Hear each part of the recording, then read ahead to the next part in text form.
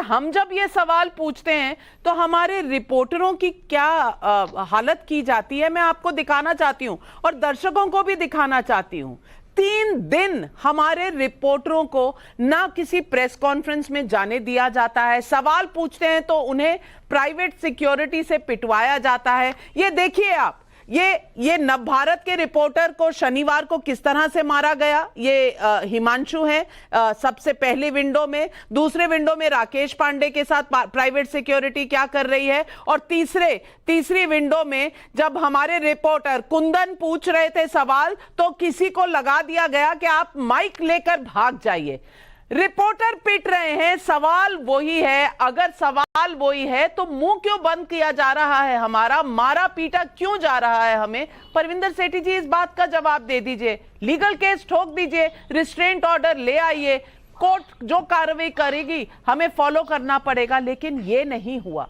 सवाल यह है कि घर 550 स्क्वायर मीटर से 1200 स्क्वायर मीटर बन गया और ऊपर के 2 माले बना लीजिए तो 1900 स्क्वायर मीटर बन गया। वाह, बंगला बने न्यारा, लेकिन आम आदमी मुख्यमंत्री हमारा।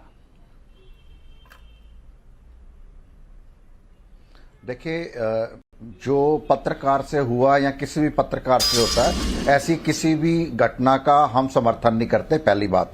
दूसरी बात यह है कि पत्रकार जो लोकतंत्र का चौथा स्तंभ है, उसको भी अपनी जिम्मेवारी समझनी चाहिए। पत्रकार पत्रकारिता करता है। आपने चलो स्टोरी बताई दी यहां पे, अब आप ये बताइए ना, जब संसद भवन बन रहा है, प्रधानमंत्री जी का आवास बन रहा है, और जो वहां पे कितने पेड़ कटे। अगर प्रधानमंत्री जी, मैं ये नहीं कहता प्रधानमंत्री जी का घर नहीं बनना चाहिए, 1300 करोड़ का घर बने, रेनोवेशन में 90 करोड़ लगे, अदर जो स्टेट्स के सीएम हैं उनके घरों में, आवास में कितना पैसा लगता है, लेकिन आप सबको लाइए ना, सबको लाइए।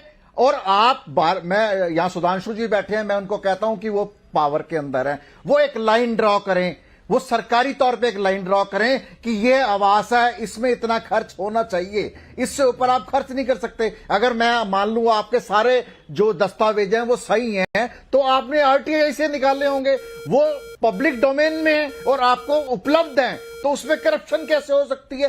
करप्शन तो हुई नहीं। लेकिन मैं आपसे ही जानना चाहता हूं कि सत्यपाल मलिक ये कहते हैं कि जो 40 सैनिक शहीद हो जाते हैं उसके ऊपर तो आप कोई डिबेट नहीं करते। मैं कहता हूं जब अडानी के ऊपर बात आती है इसके ऊपर आप कोई चर्चा नहीं करते।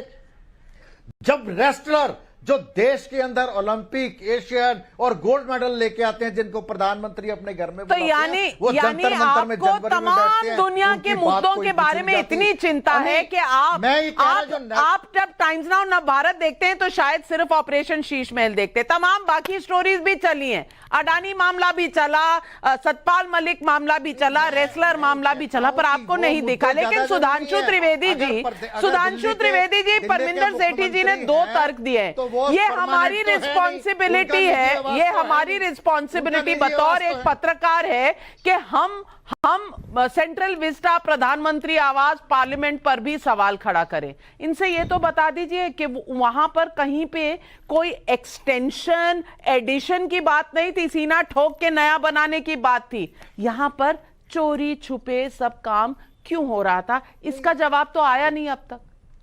नहीं, ये जो आवाज सुधांशु त्रिवेदी, देखिए, बात अगर तथ्यात्मक आधार पे की जाए तो मुख्यमंत्री, देखिए, बात अगर तथ्यात्मक आधार पे की जाए तो संसद भवन बनने की बात तो 2012 में शुरू हो गई थी कि नया संसद भवन चाहिए, ऐसी आवश्यकता नहीं। और संसद भवन संसद है, भारत की डेमोक्रेसी का सर्वोच्च स्थान है, वो किसी व्यक्ति का नहीं है, ना वो किसी व्यक्ति के रहने के लिए है। राष्ट्रपति भवन जैसे आप कह सकते हैं, उसमें राष्ट्रपति का आवास है, प्रधानमंत्री आवास प्रधानमंत्री का आवास है, पर आप संसद भवन और सेंट्रल विस्टा की तुलना कैसे कर सकते हैं?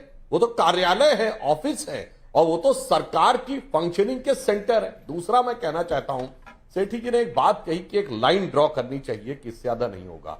कितना हास्यास्पद लगता है, ये वो पार्टी है जिसने खुद एक लाइन ड्रॉ की थी, और लाइन बोल के नहीं, लिखित में ड्रॉ की थी। जाइए 2013 में देखिए, आम आदमी पार्टी ने खुद नहीं, अपने हर विधायक से शपथ पत्र दिलवाया था कि हम तो ऑफिस लेंगे ही नहीं, हम तो सिक्योरिटी लेंगे ही नहीं, हम तो गाड़ी लेंगे ही नहीं।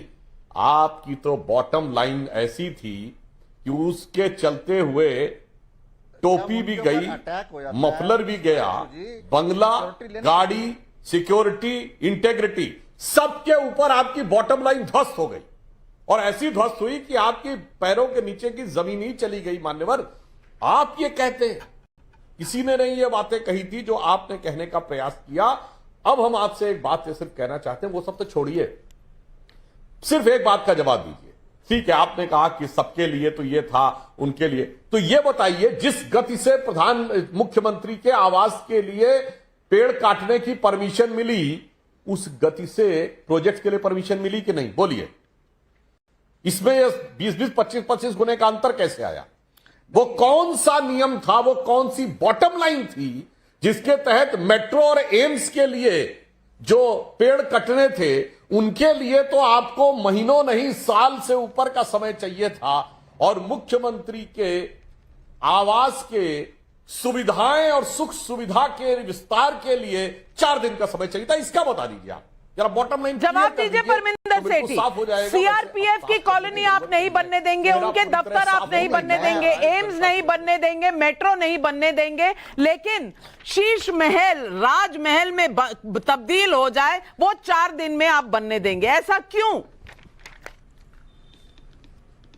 नहीं, देखिए, आप मेरी बात को समझिए। अब ये नॉर्मल तरीके में कहीं पे भी अगर पेड़ काटने की बात आती है तो उसकी परमिशन बड़ी मुश्किल से होती है। जो निजी आवास है उसकी परमिशन जल्दी से मिल जाती है। अच्छा। और 9 पेड़ मुख्यमंत्री आवास बन रहा है, पहली बात। दूसरी बात ये है, आप मेरी बात को अंडरस्टैंड कीजिए ना। आप ये कहते हैं जी, आपने कहा हम सिक्योरिटी नहीं लेंगे, हम ये नहीं लेंगे, वो बड़ी बात नहीं है। बड़ी बात ये है कि हम करप्शन नहीं करेंगे। आपके जो आपके पार्षद थे, उन्होंने कूड़े के पहाड़ इकट्ठे कर दिए। अगर कोई मकान का कमरा बनाता था तो वहां पैसे लेने पहुंच जाते थे, कोई रेहड़ी पटरी लगाता था वहां पैसे लेने पहुंच जाते थे। उस करप्शन को खत्म करने का काम किया आम आदमी पार्टी ने। अगर जो चीजें ऐसा कहां लिखा हुआ है कि कोई डॉक्यूमेंट आरटीआई में आए या कोई डॉक्यूमेंट जो पब्लिक डोमेन में है, यानी कि उसका कोई करप्शन नहीं हुआ? 4.5 लाख का एक टॉयलेट का सीट, जिसमें रिमोट हो, जिसमें गर्म पानी, ठंडा पानी, जिसमें हवा भी आती है, और पानी के अलग अलग फुहारे आते हैं, जिसमें आप तेज भी कर सकते हैं, धीरे भी कर सकते हैं। ये बताइए कौन से आम आदमी ये इस्तेमाल करते हैं?